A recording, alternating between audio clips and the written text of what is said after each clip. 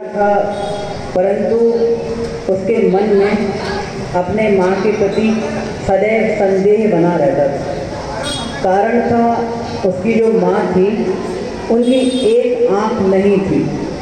छोटे में तो कुछ नहीं, जैसे जैसे बच्चा बड़ा होता गया अन्य जो बच्चे थे उसे चिढ़ाने लगे, अरे तेरी माँ की तो आँख ही नहीं है, तेरी माँ तो कानी है, आदि अनेक प्रकार से वो अन्य बच्चे जो थे वो उस बच्चे को चिढ़ाने लगे। अब क्या होता, वह बच्चा अपने घर में आता और जितना गुस्सा होता पूरा का पूरा गुस्सा अपनी माँ पे उतारता जाता। समय आगे बढ़ा, धीरे धीरे वह बच्चा आगे बढ़ता गया और आगे बढ़ते बढ़ते एक अवस्था ऐसी भी आई कि वो अपने माँ के प्रति इतना उदासीन हो गया कि उसने अपने माँ के साथ रहना ही छोड़ दिया। अब माँ गांव में रहती और बच्चा शहर में रहता। पुण्य करने के उदय से उस बच्चे का सौभाग्य कहें कि वह एक अच्छी ऊंची पोस्ट पर पहुंच गया, मान लीजिए कलेक्टर बन गया। परंतु जो उसकी माँ थी वो वृद्धावस्था को प्राप्त हो चुकी। गांव के लोग कहते, माता राम क्या करोगी यहाँ पे रहकर, अब तुम्हारा तो कोई है ही नहीं यहाँ पे, क्यों ना तुम भी शहर जाओ, अपने बेटे के पास जाओ और अपने बेटे के पास जाके रहना, क्या पता शायद तुम्हारा बेटा जो है अब परिवर्तित हो गया हो, उसके मन में तुम्हारे प्रति भावना जाग गई हो। ऐसा गांव वालों ने निवेदन किया और निवेदन करने के बाद उस माँ को उन्होंने बस में चढ़ा दिया और फलाना एड्रेस है, आप वहाँ पर पहुँच जाइए, ऐसा उस माँ के लिए निर्देश दे दिया। परंतु देखिएगा बंधुओं, जैसे ही वो माँ थोड़ा नीचे उतरती है उसका एक्सीडेंट हो जाता है और वह माँ वहाँ पर धराशायी हो जाती है। किस्मत की बात है, वह बेटा वहीं से निकल रहा था, उसने देखा कि भीड़ लगी हुई है।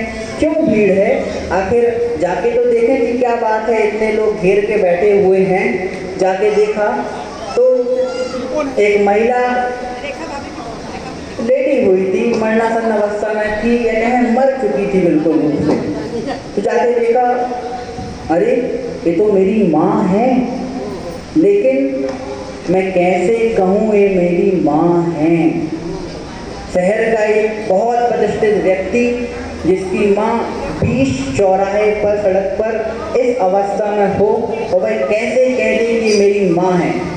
उसने देखा माँ के हाथ में एक कागज है, क्या पता माँ ने कुछ मेरे नाम किया हो, कुछ माँ एफडी दबा के रखी हो और मरने के पहले सोचा हो कि अपने बेटे के नाम कर दें। चुपके से वह गया धीरे धीरे और उस कागज को उसने उठाया और जैसे ही उसने पढ़ा, बंधुओं सारा का सारा जो गुस्सा उसके मन में था अपने माँ के प्रति सैकड़ों वर्षों से, वह सारा का सारा गुस्सा नष्ट हो गया।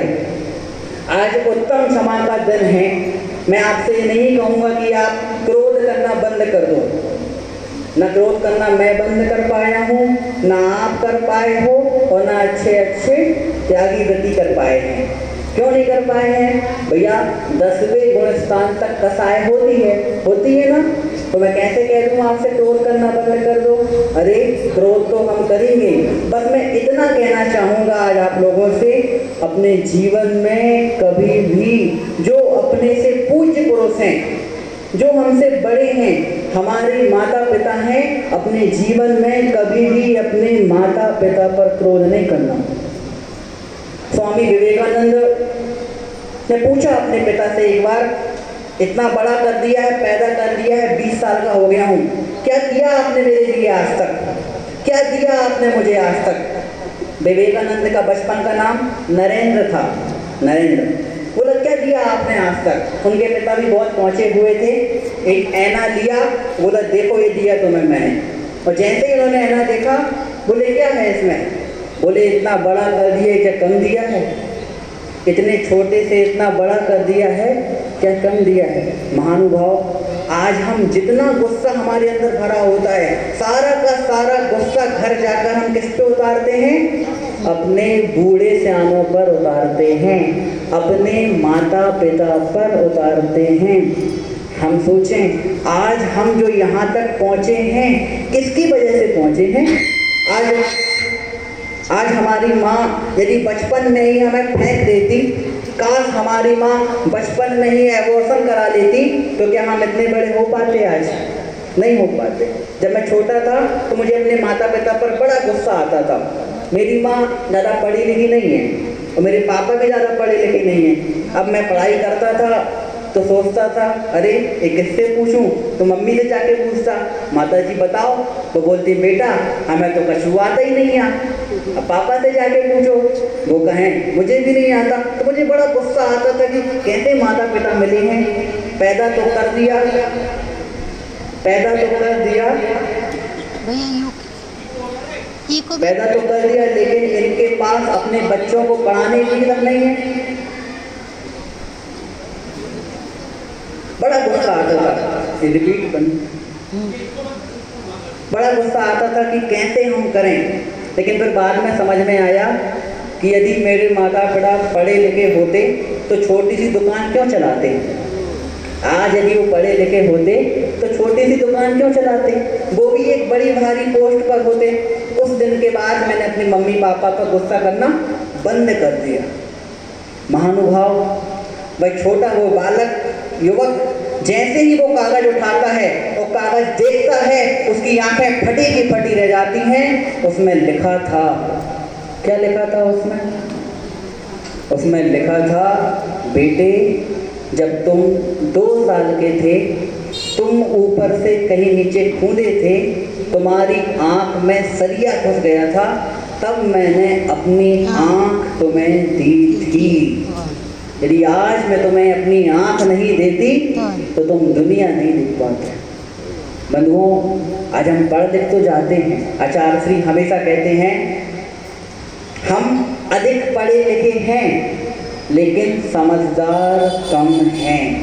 आज हम इतना पढ़ लिख जाते हैं, इतना पढ़ लिख जाते हैं कि जो हमारे माता पिता हैं हम उनको बिल्कुल ना समझ मान लेते हैं। हम तो बस ऐसा ही कहते हैं, मम्मी तो मैं तो कुछ आता ही नहीं है। और क्या करते हैं, अपना सारा का सारा गुस्सा जो हमारे अंदर होता है वो पूरा का पूरा माता पिता के ऊपर उतार देते हैं।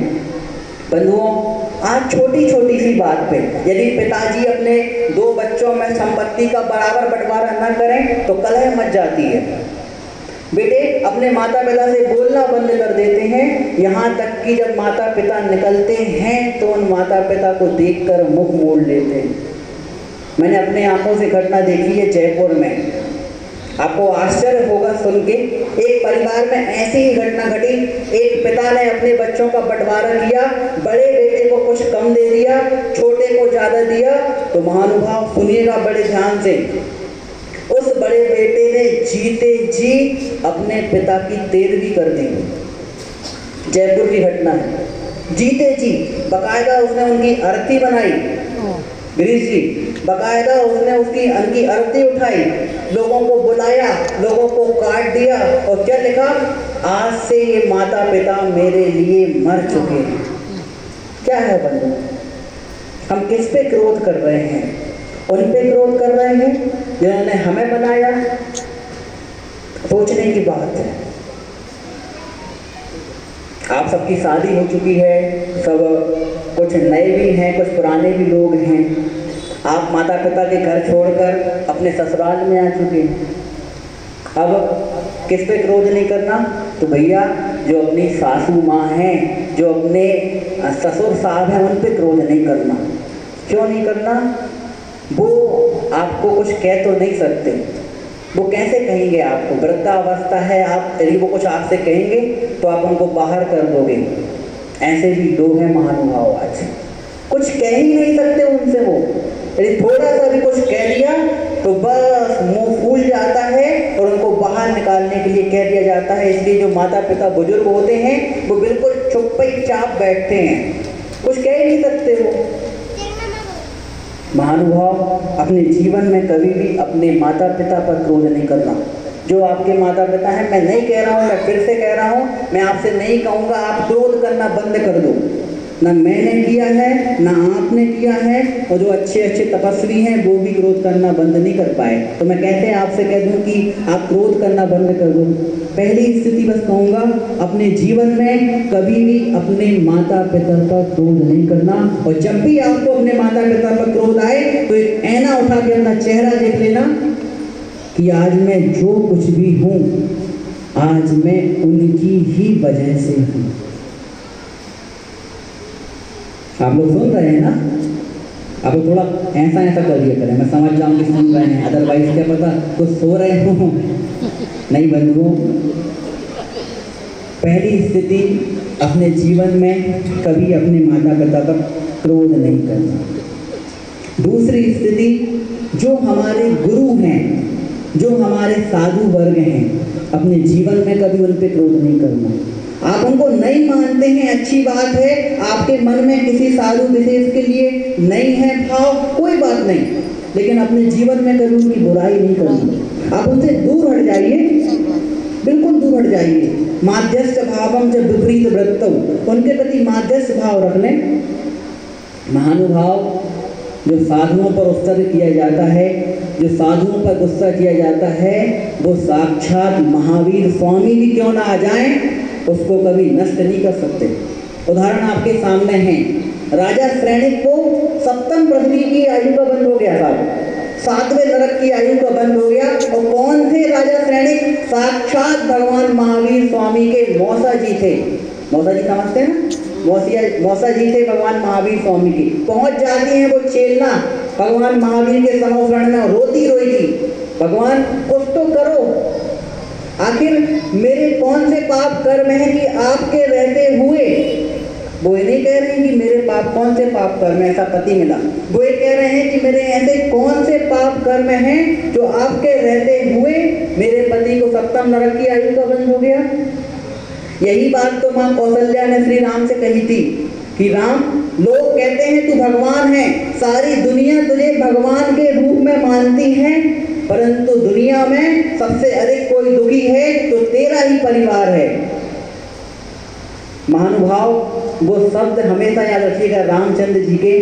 उन्होंने बड़ी प्यारी बात कही कि माँ, कागज हो तो सब कोई बाँचे, कर्म न बाँचा जाए। मैं भगवान हूँ, इसका मतलब ये नहीं है कि पापियों के पाप धो दूं। जिसने पाप किया है उसको पाप का फल भोगना ही पड़ेगा, चाहे वो तीर्थंकर के मौसा जी हो अथवा स्वयं तीर्थंकर ही क्यों ना हो। वो मैं गिरी जी, साक्षात तीर्थंकर भी क्यों ना हो। उदाहरण आपके सामने साहब, आदिनाथ भगवान।